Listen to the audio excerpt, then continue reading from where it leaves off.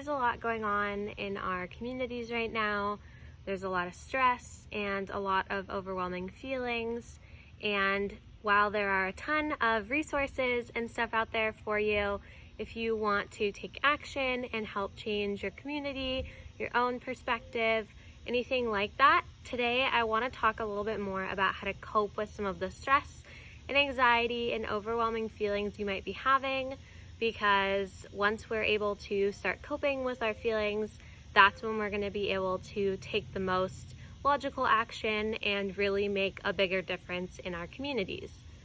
So for me, I have a really hard time coping with stress sometimes. I tend to want to just hide in my little hole and just forget about the world, and I will sit and watch TV for hours and hours and just not think about anything and just not let my brain go into spiral mode.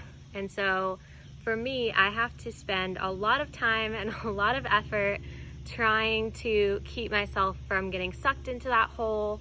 With everything going on, I have started to revert to just sitting and watching TV, and I am done doing that. I am not allowing myself to ignore what's going on or the issues. And so I just want to share some of the things that I'm going to do and typically do to help to cope with and to think a little bit more clearly about my own stress and what's going on. So as a lot of you know, I love meditation, so that's something that I do a lot. I try to focus on a specific topic or like contemplate what's going on, what I should be doing, those types of things, clarifying my feelings on things. And sometimes I literally will just light a candle and play some music and just look at it, help clear my mind, and just focus on letting my mind and letting all of that stress go so that I can feel refreshed and ready to take action or get on with my day. Another thing that I am really passionate about, but I'm not always very good at doing, is my yoga practice. I actually just started doing a really neat program that I'm really excited about. And so I've been doing a little bit more yoga. Today I'm going to be doing some yin yoga, which is really slow and helps with stretching and just kind of releasing your body and tension. So I'm going to be trying that a lot this weekend.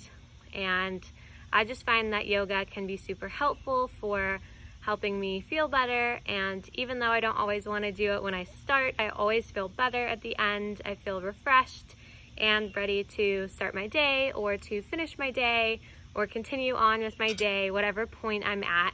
And so that's something that I would strongly suggest maybe looking into restorative yoga or yin yoga if you are someone that feels that you have a lot of tension in your body and a lot of stress. Those things can be super helpful. Another thing that I want to talk about is actually just having a little bit more fun. So with everything going on, there's always going to be a lot of stress and a lot of tension. And I think it's important to also focus on some of the positive things in your life. So one of my favorite things to do when I'm stressed or at really any point, especially if I'm in a good mood, is to just turn up my music in the car and rock out. So I'll sing as loud as I can and just listen to music, have a good time, and just have fun with it, because I always feel better and less stressed afterward. And even if I'm in a bad mood, playing one of my favorite songs will just pick me up a little bit and give me the energy and the willingness to change my mood into something that can be better for my day. Another habit that I've gotten into that I've been really enjoying is journaling. So for my birthday recently, I got this really cool day and night like check-in gratitude journal. So I've been doing that every single morning and night, just kind of doing what I'm grateful for and what's going on in my life that day, things that I'm going to use to focus on gratitude or focus on a positive affirmation, and how I felt throughout the day, things like that. It just kind of helps to clarify what's going on and to just kind of get me into the right mindset as I'm going into my day, and keeps me a little bit happier and excited for the days to come when I'm going to sleep. And in terms of regular journaling, I have been doing a variety of different types of journaling. I've been journaling based on the moon cycles and my goal setting. I've been doing some journaling just on how I've been feeling about everything going on right now. And I find that just getting your words out, getting your feelings out on paper can help you understand them better, can help you just kind of get them out. If it's something that you don't necessarily have anyone in your life you're comfortable talking about this topic with, that's okay. I mean, there's sometimes things that we just aren't ready to talk to people about, but you can journal it and kind of talk to yourself.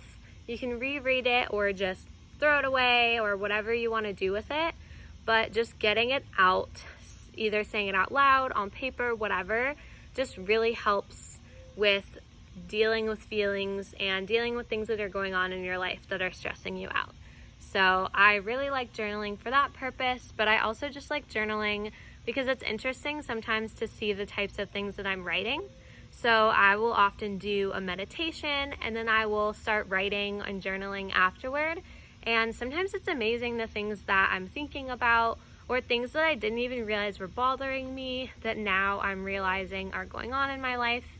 And so it's just a chance to kind of get to know yourself better and to just calm your brain and just let it flow, whatever works. There's all sorts of different ways that you can go about doing your journaling. You can use journaling prompts, which if you want any journaling prompts, I'd be happy to help you out with that. If you want to just message me or check out my Instagram, I'm always talking about journaling and stuff there.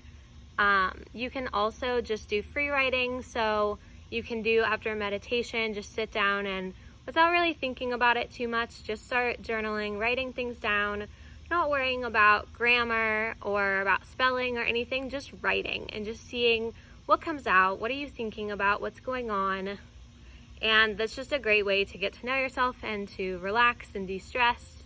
So I highly recommend, if you are struggling with anything, to get a journal. I actually just order like 4 packs of journals on Amazon, like the little composition notebooks and stuff like that, because they're so much cheaper. And then sometimes I put stickers on them or I'll color the front or something if I want to make them more fun. But I just go through so many journals that I can't afford to have a super fancy one all the time. So I just have fun decorating the composition notebooks from Amazon. One of the other things that I like to do is just do a fun little self-care day or afternoon or just hour where I do whatever feels good. So maybe I'll do a little bit of extra skincare, or I'll paint my toenails, or I'll just sit and relax in my favorite bathrobe. I'll take a bath, listen to some calming music, light some candles, just anything that makes me feel like I'm being pampered and taken care of. Because so many times in our busy lives, we forget about how to take care of ourselves and making sure we're doing the basics, like actually getting our proper nutrition, drinking water, and just taking those moments for self-care in other ways to make sure that we're physically and emotionally and mentally taken care of. If you are anything like me, you probably are on the go all the time and you're always thinking. So sometimes it honestly just feels good to lay down on my bed or lay down on my yoga mat and just not do anything. It's not specifically a meditation, but it's not specifically anything else. It's just clearing my mind, just hanging out and just stopping the madness of my life. So sometimes it just feels good to just chill out and not have to do anything for 5 minutes, 10 minutes, however long you need. And if you feel like you're gonna fall asleep, maybe keep your eyes open, because I know for me, if I take a little bit of a nap, sometimes that can make me grumpier than I was before. But just kind of feel your needs and go with what you need to do right now. There's so much going on, and I think it's awesome that we're starting to make a difference, and I hope it continues.